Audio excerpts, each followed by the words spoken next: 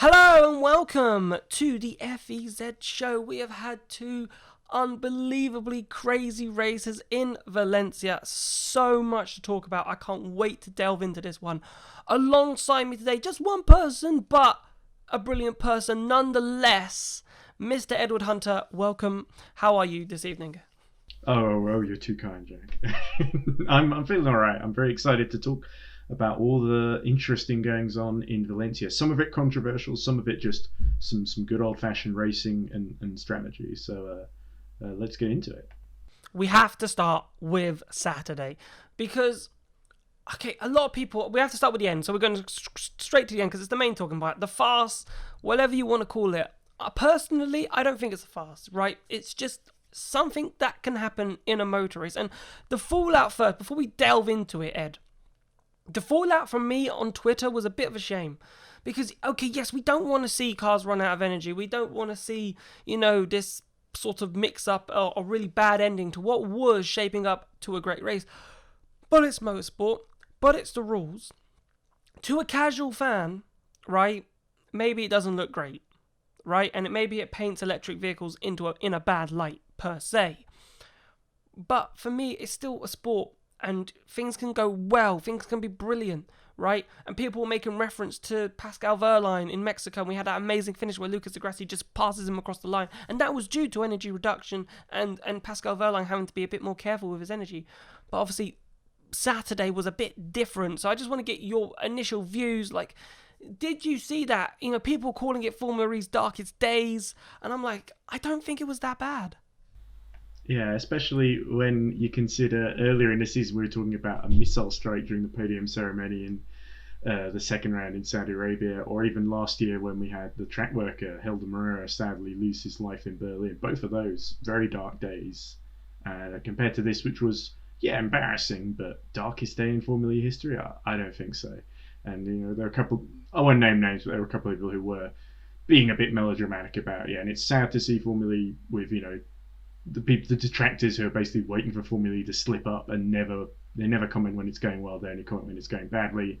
And then you have the people who are really into Formula E also criticizing it as well. Maybe because it looks bad and because other people are going to complain about it. So it's an odd situation, but yeah, it was really really caused by that final the reduction, just that final safety car, and a sort of a perfect storm, a confluence, if you will, of unfortunate events as basically Da Costa crossed the finish line about 15 seconds before the clock ran out, which meant instead of having to do one more lap, they had to do two more laps. And a lot of drivers weren't quite able to pull that off. Some were, though, and benefited enormously.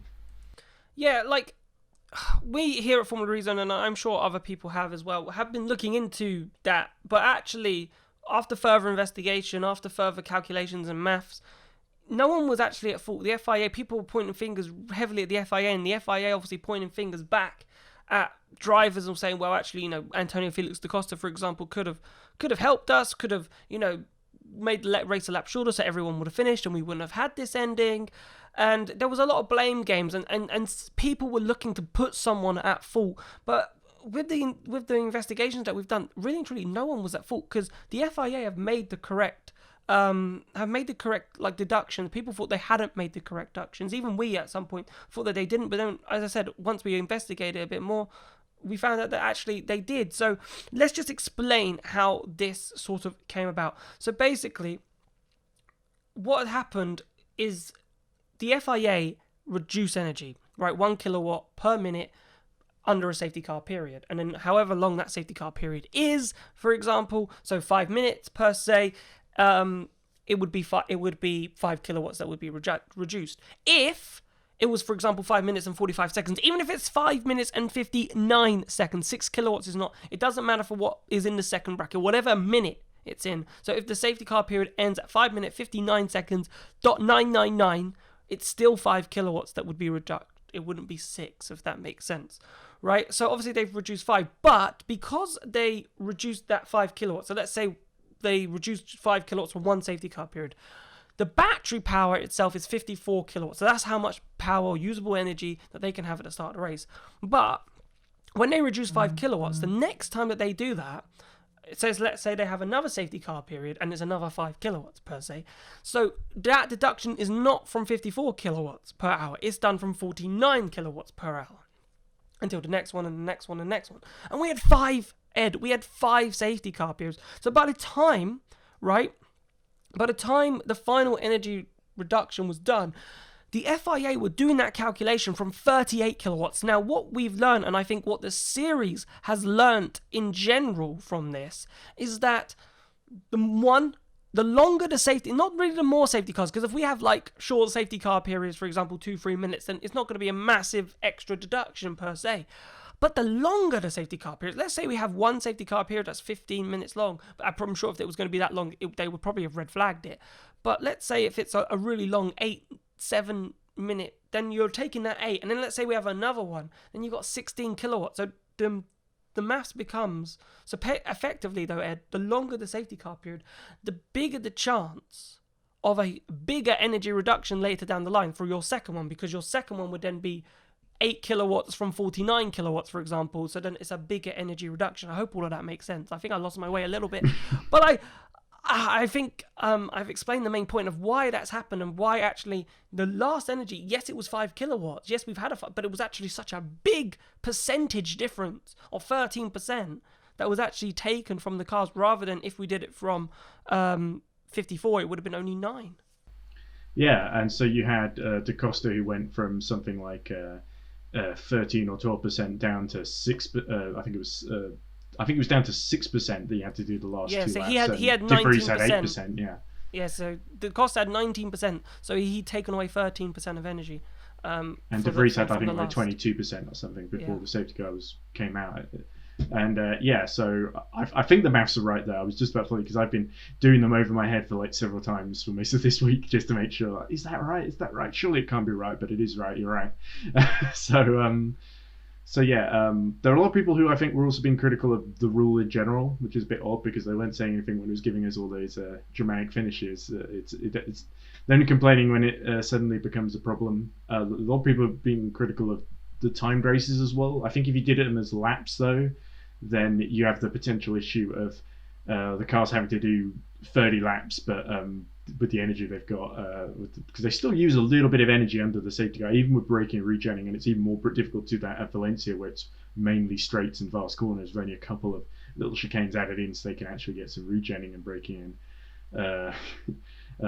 Without that, it's on a normal street circuit, it'd be a much more easier thing. But yeah, so I do think the circuit played into it. The fact that it was raining also didn't help, because the lap times were so much slower anyway, but mostly they would cause more incidents, the rain. So yeah, it was a unique set of circumstances, like I said, a confluence of things going wrong. If just one little thing had happened a little bit differently, then probably we would have seen maybe either just one more lap instead of 2, or potentially things going a bit different. I think what also didn't help was it being a normal traditional purpose-built circuit. When Lotterer caused the safety car and got stuck in the gravel, there wasn't like on a street circuit you'd have a crane to lift her out. They had to actually venture out into the gravel to retrieve the Porsche. So I think that was why they needed that safety car right at the end. So yeah, I think I answered your question there. I've sort of, because it's such a complicated issue, almost my brain is fried trying to think about maths and also the reason for the maths. Yeah, like, I think really and truly, everyone's learned from this situation. I think the teams have learned from this situation. I think even in 45 minutes, even in street courses, but because of the rain, we had so much more incidents. And as you said, like, things that we'd never seen before, cars getting stuck in a gravel trap, for example, which needs to go out, and that takes longer than them actually crashing into the wall, and there's a crane there to just quickly, or there's mechanics there to just push them into the runoff area, not that's like 20 yards away per se. Racing on actual circuits in a sense there, and I think we'll get onto this topic a little bit later, Ed, in terms of what we've actually thought of for FE actually racing at an actual circuit compared to the street circuits that I say know and love, but I know a lot of people have their opinions on that, but I think for us that we know and love, because I think it'd be quite interesting, because obviously that wouldn't have happened in a street circuit. We would have had more racing time, but because we have these gravel traps and we have these things in a natural circuit, potentially there's less time. If there is a mistake and there is a safety car, it potentially deducts more racing time. But we'll put that to the side for 1 second. Do you think the teams just were caught out. 5 safety cars is a huge amount of safety cars in Formula E, and it was just one of those learning things that we need to take into account. But I also think if we were to have 5 safety cars again in another race, something like this could happen again. So, where do we go from here? Like, do we say, look, the rule's the rule, this was it, it's worked brilliantly, we've had one bad race, doesn't mean we're going to have another bad race. It's unlikely. But because there is that probability chance of it happening again, do we try and find something to say, okay, how can we make sure that we don't run out of energy on the final lap? Or if we're going green for the final lap of racing, or for 2 additional laps, that we don't actually run out of energy.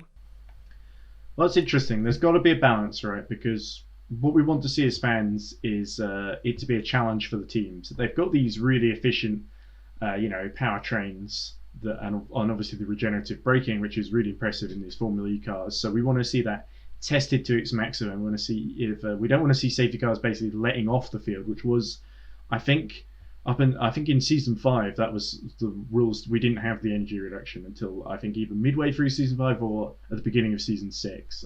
I'm pretty sure the rule was ratified. I think it was brought in for like season 5, to be honest with you. I think so. Yeah, because Mexico was in the middle of season 5, and that they had the red flag, I think, and either that was the first time they did those rules. They basically restarted the race without everyone having full energy, and just with 40 minutes plus 1 lap left to go, or that was the first time we saw it. I can't remember which. I'm pretty sure that may be just the blueprint, and from then on, that race being so successful, so dramatic, where only Nissan and maybe Pascal Wehrlein just running out at the very end just before the line and having to coast to make sure he didn't get disqualified, and Lucas Grassi breezing past as a result, and that being a really dramatic moment, and that being really successful. That was what really caused that. Well, energy reduction is not such a bad idea, and that was what sort of put the momentum for this rule to be put in place in the first place. So yeah, I definitely think having that challenge is great. We've had that's one moment, but there's several others where we've had close finishes where people have been on the bubble and they've either made it or they've just run out, and it's been really heartbreaking and dramatic. But that's Formula E, and I think what we don't want too much is repeats of what we saw on Saturday in Valencia, where we have 17 cars are running just before the restart and only 9 finished the race, and even the ones that did finish, like Jean-Eric Vergne, for example, who finished last of the 9 finishers classified, had to coast to a lap 6 minutes, almost 6 minutes in length. He was like 4 minutes 20 behind De Vries, who won. And there was an element of luck in it as well, I think, for teams like Dragon. Like Muller had a drive-through early in the race during a full course yellow, so he was basically saving energy from that point onwards. Mercedes were being very cautious as well, and full credit to them because it worked out.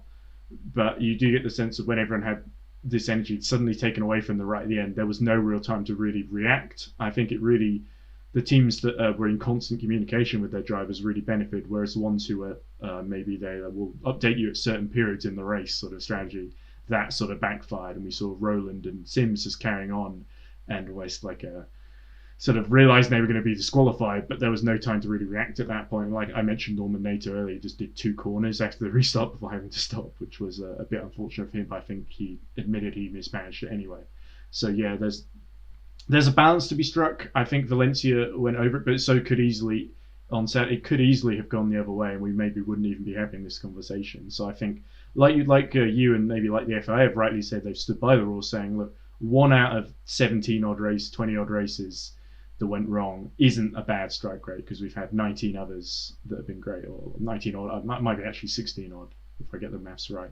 Maths, it's a big thing, isn't it? I'm going to have to throw my GCSE in maths away. That's the highest degree in maths that I have. So. Anyway, should we talk about more of the race? Yeah, because I think why people thought it was a bit of a farce, right, is because Antonio Felix da Costa was so good. He was so dominant. He was brilliant. Yes, we were probably robbed of this battle between him and Nick de Vries for the win, even in those final 2 laps, but because Nick de Vries had the higher energy effectively going into that. But, da Costa had controlled the race and was doing a good job and could have, saved energy, defended, and won that race. And because da Costa did not win that race and we were robbed of that spectacle, it felt more damning, if that makes sense. Like, if da Costa won that race with, other things, what we saw happen, maybe it's not as bad. Da Costa was winning the race, he still won the race. So yes, craziness happened behind, but the same person who was winning won that race. But because he didn't, I think maybe that escalated this whole thing into what it has become. But let's just talk about Da Costa's drive quickly. Obviously inherited pole from Stoffel Van Dorn because of Van Dorn's penalty for a typo in the tyre blanket or tyre usage that he had sent in a document to the FIA, which crazy when you think about it, crazy. But first, before we get onto the Van Dorn thing, Da Costa, finally showed us something in this championship. It's not like he hadn't, it's just the way that the season's gone. But the first real sign that Da Costa, that won the championship last season, is still here and could still easily play a part in this season's championship. Yeah, I think Da Costa maybe not had the rub of the green that he would have hoped to have in most of the quali sessions. I think there was only one so far when he made it to Superpole early in the season, and he couldn't quite turn that into a result, unfortunately. I think it might have been was not the first race in Rome, but I think the second one in Saudi Arabia, which I didn't watch, which is why I don't remember him being in Superpole this season. But yeah, going back to Valencia, it was great to see him convert. There was a bit of luck with Van Dorn, but like you said, he controlled the race. There was a very interesting bit in the middle of the race where De Vries, who had served the penalty of his own for the contact at the end of Rome, was climbing up places up the field, and Da Costa knew De Vries was coming for him, and so he uses his fan boost to pull a bit of a gap on De Vries after one of the safety cars, and then goes for attack mode, emerges just in front of De Vries. And it was obviously, Stoffel Van Dorn and Da Costa are basically the two drivers that I think have taken the majority of fan boosts in the past couple of years, and obviously, fan boost in itself is a bit of a controversial kind of gimmick. But I thought that was very good management of Da Costa, using the resources at his disposal to keep potentially a faster car and driver combination, because De Vries was saving so much energy for that final phase of the race at bay. So there was good pace by Da Costa, but also very smart management, I think. And it was just a shame that it all unravelled at the very end. I do wonder if Da Costa regrets maybe not limping at home, because I thought that he saw Roland get past him and then Sims get past him on that very last lap, and I wonder if he was thinking, he was in the sort of racing driver mode where he doesn't want to give up the position to Sims and not finish on the podium, but at the same time he sort of just ran over with the energy, and maybe if he had done the Verne method he might have taken a few more points out of it, but it's easy to say that in hindsight, and you're not the one behind the wheel, I guess. So I despite what happened at the very end, like you say, it was a very good drive by Da Costa, and I think that does add to the frustration, but I still think De Vries deserved the victory because he managed the energy so well, and I take nothing away from Nick De Vries. This was a superb drive by him throughout on that Saturday, in very tricky conditions where a lot of drivers binned it, neither of them did. Yeah, because obviously De Vries had put himself in that position to attack on those final two laps, and because of the energy reduction, he ended up winning the race because he had the energy. So, and that's what we could have seen, especially down into the turn one, because it's such a long straight off the chicane. If he got a good exit, he would have been favourite, because Da Costa would have had to have coasted a lot earlier than what De Vries would have had to, and we could have seen a pass. So probably the driver that was likely going to win that race won that race, but because of what happened, we will never know.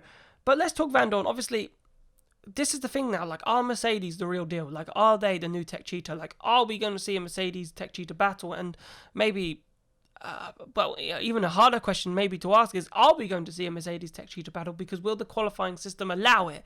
And I think that's a separate issue in itself, but we'll talk about that in 2 seconds. But let's focus more on Van Dorn. Pole position, we're thinking, okay, Mercedes are good, right? Mercedes are looking really good, and then the penalty. And a lot of people are starting to get frustrated, even with this. I think there was just a build-up of frustration on Saturday, lots of it. Because people are, how? We're in season 7, of Formula E, right?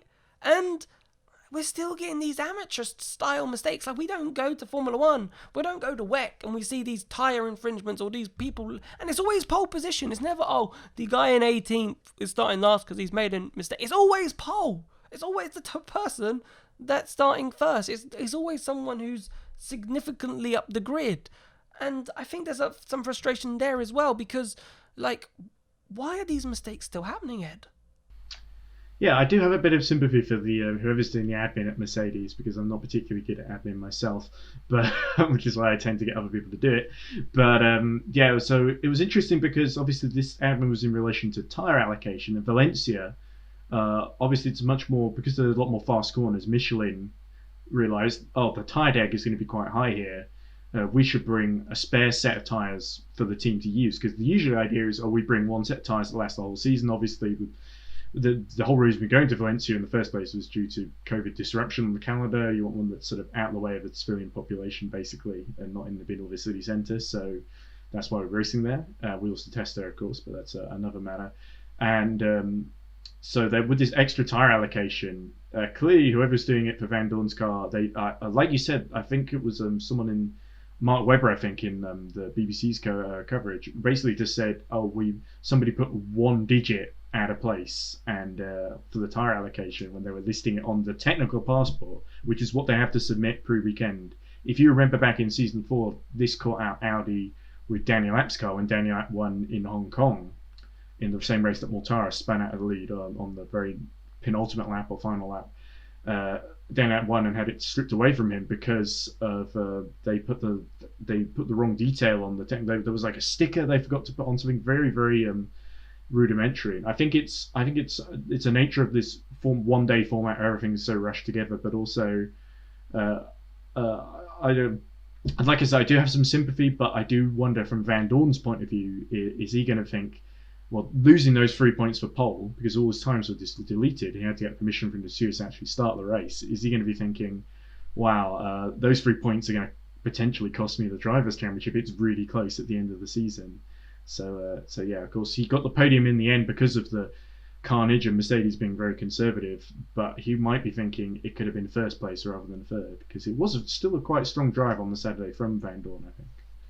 Yeah, and I think, the penalty is kind of overshadowed because he ended up finishing third, so he ended up very much like De Vries having the energy left to sort of obviously be fighting towards the end to try and get up some positions. And he probably wasn't expecting to find himself from like 15th, where he probably started that safety car period on that final lap, to end up in third, which I suppose overshadowed. And obviously, the way the standings are at the moment, it's looking very likely that this title fight might go down between the two Mercedes drivers and maybe one or two others. So, that inter-team rivalry will also be very interesting to watch out for Mercedes. But also, Van Dorn will know that if he isn't the best car, he can't afford to be losing points because he knows it gives De Vries a chance and it also gives his competitors a chance to close the gap, because currently Mercedes have a decent points haul advantage in the championship. Last thing to talk about on Saturday is Andre Lotterer, because poor Andre Lotterer, he did have a good race to be fair on him on Sunday, but I feel like it's the same thing with Lotterer. We either see amazing or not so amazing. Yeah, I agree. It's sort of a bit up and down with Andre, where almost like there's a situation where the first couple of races he couldn't get any points, so he kept taking more risks to try and get more points, and then as a result, binning more points. So a bit counterintuitive, you'd think. But yeah, I think Oliver Rowland sort of has a similar thing where both of these drivers they're naturally quite aggressive, but there's a sense of, right, I'm just going to go for it and hope for the best. And we saw Lotterer make a clumsy move on, I think it was Nato, wasn't it? Yeah, he was fighting with Norman Nato, and he got the braking a bit wrong in the wet for the final chicane, and then just binned it in the back of Buemi, took Buemi out of the race. And then later on, he was fighting with Eduardo Mortara, and basically went for a gap that was always going to close. Turn 1 is quite narrow. They had to start the race under the safety car in the wet because I think the first couple thought, this is a bit narrow. Let's not forget Valencia is a MotoGP track first. It wasn't designed for Formula racing cars, so that's probably one of the reasons why some of the corners are a bit faster and a bit narrow than we're used to. But yeah, it was a bit of a clumsy move for Lotterer, and he got a penalty for the race after because I think he had to retire, of course, on the Saturday from the second impact with Mortara. But yeah, it was a bit unfortunate. I think he did, like you said, he did redeem himself on the Sunday, which we're probably about to talk about. But it was a bit frustrating to watch, and poor Andre getting himself in the wars, and I feel like his reputation is sort of starting to play against him slightly as being a bit aggressive, where people see him coming and they think They sort of know something's going to happen, and so they start defending more than perhaps they would normally do. So there's a sense of some drivers, you see them coming up in your mirror and you think, oh, don't want to fight that one too hard. But with Lotterer, they sort of think, I'm not letting him pass me again because he barged me out of the way last week or something like that. No, yeah, I tend to agree. Drivers could be treating him slightly different, and obviously, it wasn't a great race, but he did perform much better on Sunday. And let's talk about Sunday because it was a wet qualifying. Well, a wet start to qualifying, which then dried out, which means everybody in Q4 made it through to Superpole. And Mr. Jake Dennis, right, puts it on pole position. Now then, this was the race, Ed. Everyone said, you don't want to be out front. No, you don't want it's a Mo3 race, right? MoGP, stalking. Stalking is the aim of the game here, right? And then we're going to pounce at the last lap, take the lead, win the race. But Jake Dennis said no. I'm not doing that. I'm going to take pole position and I'm going to dominate this race. And that is exactly what he did. He threw the script. Everyone's saying, I'd rather be in second. I'd rather be in third. Get that slipstream. Save that energy. Attack at the end. But Jake Dennis dominated that race and fully deserved that victory. Thoughts on Jake Dennis, Ed?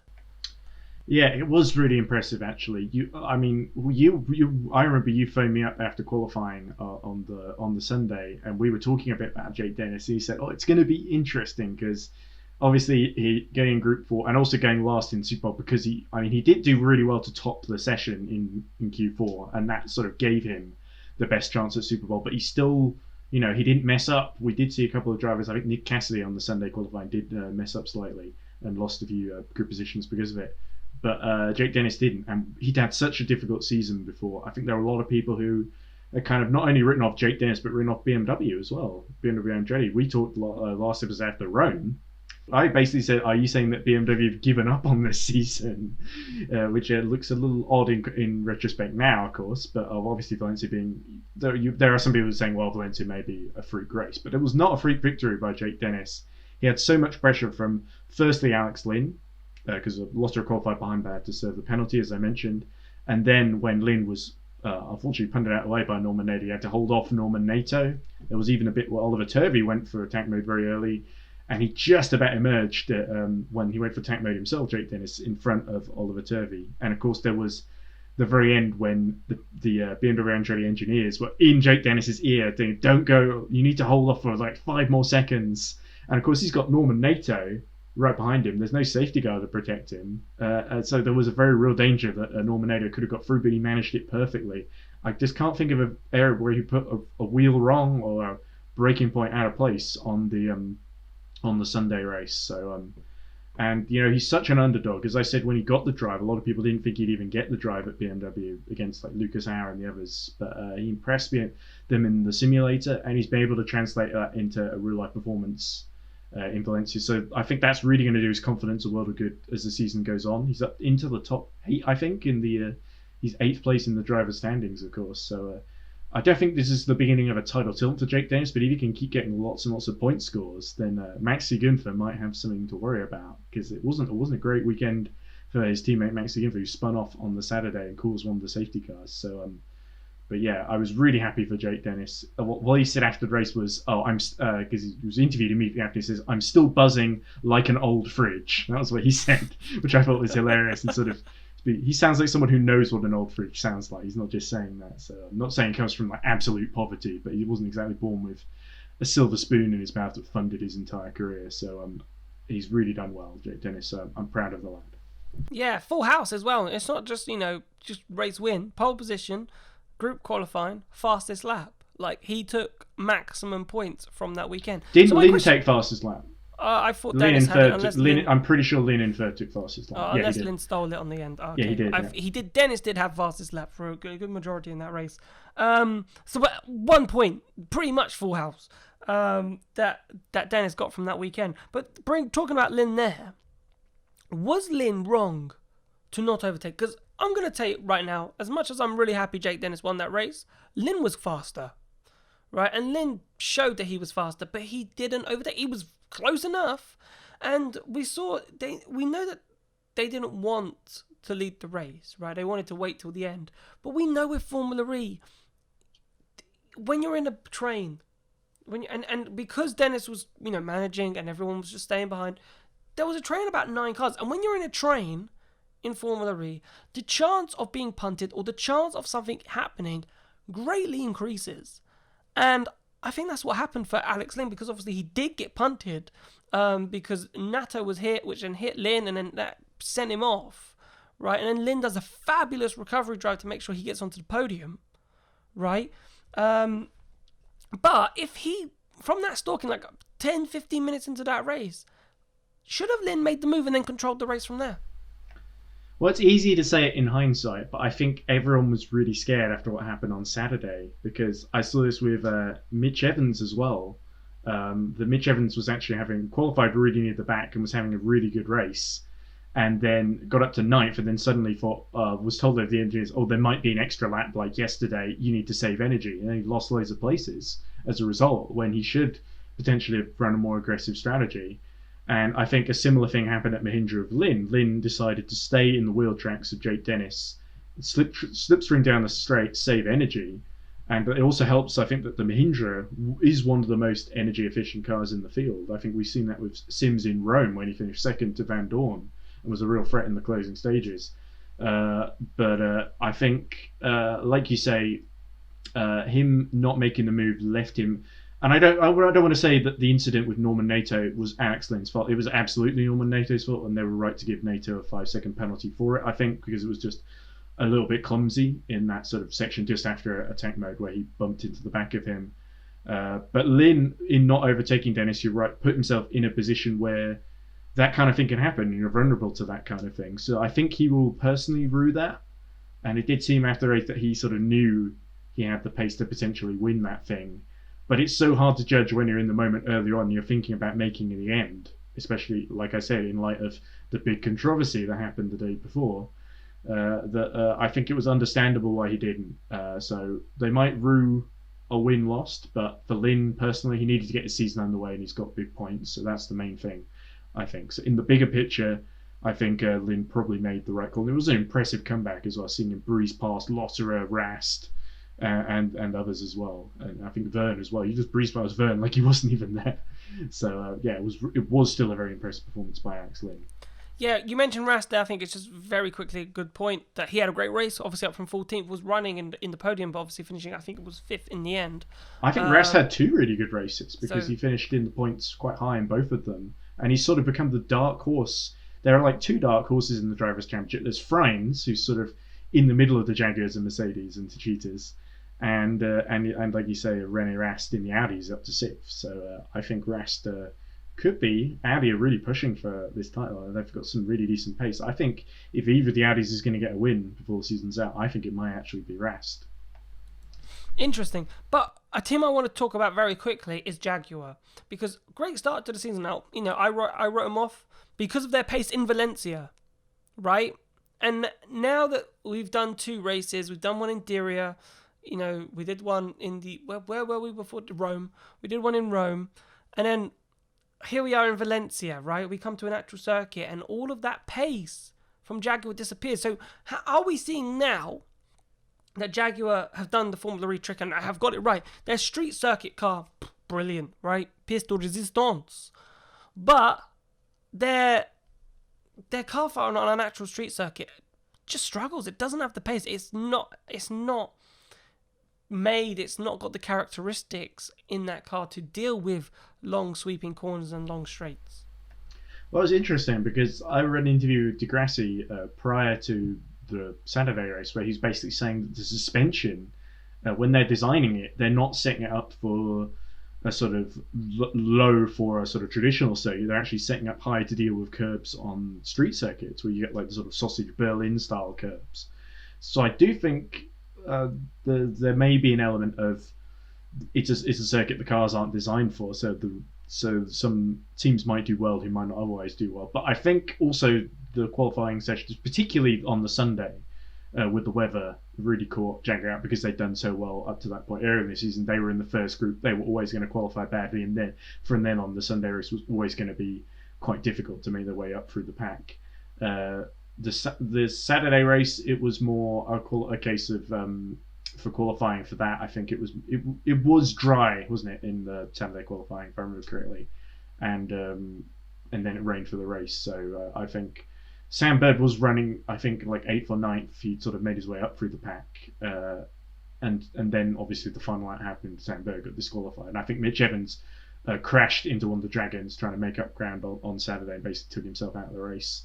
Crashed into Sete Camera, I think, because Camera had to retire as well. So it wasn't a great, even taking into account the conditions not playing to Jaguar's strength in qualifying. I think they were still very efficient, and Sam Bird, I think, was showing up midway through the race as the driver that was saving energy the best, along with the two Mahindras on Saturday. But it was a case of them having too much ground to make up, but I think both things are true. Is what I'm trying to say, is that it's a circuit that doesn't suit them, but also they were unlucky in terms of being in the first quali group.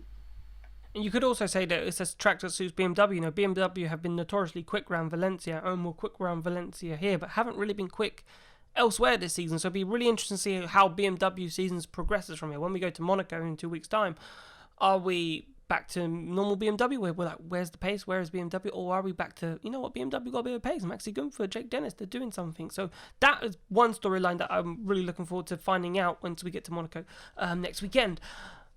Quick news now, just to wrap up the show. Two little tiny bits. Well, I say two little tiny bits. First tiny bit, Neo signing up to Gen 3. So it's pretty much Mercedes now that is not really signed up, and Porsche, I think, who haven't signed up for Gen 3 yet. But we're getting there. More manufacturers, which is good. So I'm expecting the likes of Porsche and Mercedes to sign up. Yeah. Also, I think Dragon haven't signed up. Or did they sign up? I don't remember. I'm pretty sure it's Mahindra, Techeetah, Neo. Porsche did sign up, didn't they? Because I remember that. I can't remember. I might have been mistaken. Nissan signed up. Nissan definitely signed up. Nissan have signed up. Yeah. I'm pretty sure Porsche did as well. So I think it's just I'm pretty sure Dragon and Mercedes are the only two ones to my mind that haven't signed up, and also we don't know what McLaren are going to do as well, is the key thing, as I keep saying whenever this comes up. But yeah, good to see. I think good to see Neo for free, because they were ones quite vocal about being really positive about the Gen 3 rules, and in sense of the whole energy management thing, which is what we were talking about in the first half of the show. It's going to be interesting to see with the fast charging coming and how that affects whether they decide to keep the current rules with the energy reduction in mind if they're going to do fast charging as well, because it might negate the need to do that, or they might keep that in just to keep the challenge in there. It's going to be a key decision to make, I think. But with the rules finalised and the team signing up, you would think that the debate's been resolved and they've all made their mind up. It's just a couple of decisions that have to be made from like the likes of Mercedes, as you say. Yeah, I think it's the same with Jaguar, isn't it? Like, Jaguar haven't officially signed up, but yeah, that's true. Jaguar is the one I was forgetting. Like, Jaguar have signed up, but not officially signed up. They're waiting to announce their motorsport plans and so forth. And then the other one, obviously, we go to Monaco in 2 weeks' time. So the rest of the calendar has been announced, which is really good. We go to another actual circuit in Mexico, just not the Hermanos Rodriguez circuit. We go to a new one, which I'm not very good at pronouncing the name of. I'll let Ed go at that one. There we go, Puebla. And then we've got the rest of the calendar, which sees the return of New York, London, which I'm delighted about, Ed, because I felt like London, especially with the vaccination, obviously us being British, it'd be very good to hopefully get to that race and finally be back in the media centre and finally be back at an FE track. But there's also good chance of there actually being some spectators allowed around the outside section, but the indoor section will be a no-go. Which I'll be surprised about if it is in July, because technically if the roadmap from the government carries on the way it is, we should be fine for any event from the 21st of June, but we'll see how it goes. But first ideas are that there won't be any spectators indoors, but there will be spectators outdoors. I don't know what the same is for New York, but we finished the season in Berlin, and I think they obviously wanted to keep Berlin on the calendar, and I think maybe August, ending the season, Ed, in Berlin rather than London, gives, our European countries who have been a bit slower with the vaccine take-up, just chance to get more done, and a higher chance to maybe get more fans from Europe, potentially, maybe, or just Germany in itself, to attend the season finale races in Berlin. Yeah, and I think that kind of reasoning to get fans actually on site is the reason why races like Seoul and Paris, and I think San Santiago, which was originally supposed to be the season opener, they've all been delayed to 2020, 2021, 2022, season 8, basically, in the hope that things will open up a bit more by then. So, yeah, that's some good logic. I do hope that we do at least see fans on site at Berlin, even if we don't see them on site at London. One of the reasons why, even if the restrictions lift, they might be a bit hesitant is because the Formula E team has been obviously travelling over the globe. They still have to stay in their bubbles. So that might be why we have all the teams sort of inside and the fans outside. That might be the reason for that. But it would be great just to have people on site able to see the cars go by them at the XL Arena. And I used to live right across the river from that when I was at university, and I was pushing for the race to be there instead of Battersea Park. So I'm really glad it's finally happening, although I was very pessimistic about it a few years ago. I said I'd eat my hat if we see the London E-Prix return in my lifetime. Better get that hat ready. Might have to deep fry it or make a cake hat or something. I'm doing your questions in reverse, so I'm sorry if this is confusing. No worries. Puebla instead of Autodromo Hermanos Rodriguez, understandable because the Hermanos Rodriguez is being used as a field hospital at the moment. I don't know much about Puebla, unfortunately, other than it's sort of a little bit like Hermanos Rodriguez. It's kind of there's an oval version of it that's probably going to be adapted for Formula E. So I'm excited about it. It will be interesting. I think it might be a little bit different to Valencia in that it's not designed for motorbikes. So, like I said, I don't know the layout. They haven't announced it yet officially. They're still waiting for FIA homologation, as they are for XL, interestingly. So they might change that layout a little bit, especially in light of fans being outside of the grandstands and placements and stuff. And Monaco, using the full layout, I think that's great because not only are they using the full layout, but they've reprofiled, or not reprofiled, but they're using a slightly different version of Saint Devote, which is identical to the one they used in the very first Monaco Grand Prix, not E-Prix, because it didn't have electric racing in 1929.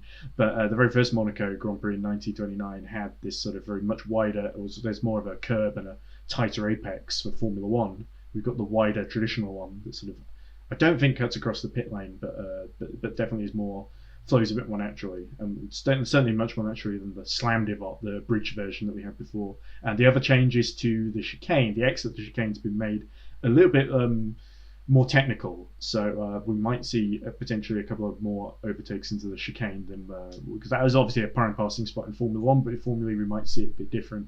No info on where attack mode is happening. What I heard is they might be putting it at the Lowe's hairpin on the outside. So that would be very interesting. Of course, having those iconic shots of the tunnel, Lowe's, Portier, Casino Square, all that section I think is great for Formula E. And never mind the comparisons with Formula One. Just ignore that. It's not relevant.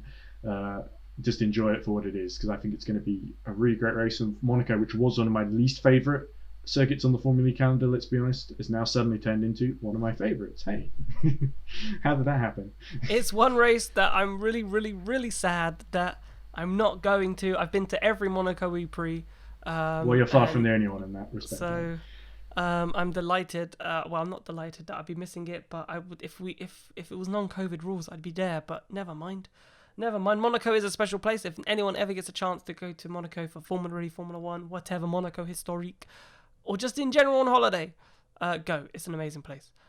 You might feel a bit out of place with the high prices and so forth, and the yachts and the so forth, but it's a nice experience. It is a cool experience. But that is it, Ed. Thank you so much for coming on today and chatting with me. I like that little brochure for Monaco you did there. I sort of feel like yeah. By the way, you have to. I should be the tourist headhunt. What is it? Yeah, just don't mention that you have to be a tax exile that earns loads and loads of money. I sort of hope growing this moustache would enable me to. I don't think Nigel Mansell ever lived in Monaco. He lived in Isle of Man, so not quite as glamorous. But yeah, thank you so much for you obviously listening or watching this episode on either the YouTube channel or on the various podcast apps that you can listen to the show on. Thank you so much for watching the FEZ show. We'll be back either for a preview of Monaco or a review of Monaco, whatever, depending on the schedule of the lads and everyone at FEZ. So thank you once again for watching and listening. Please remember to hit that like and subscribe button wherever you are, and we'll see you very soon.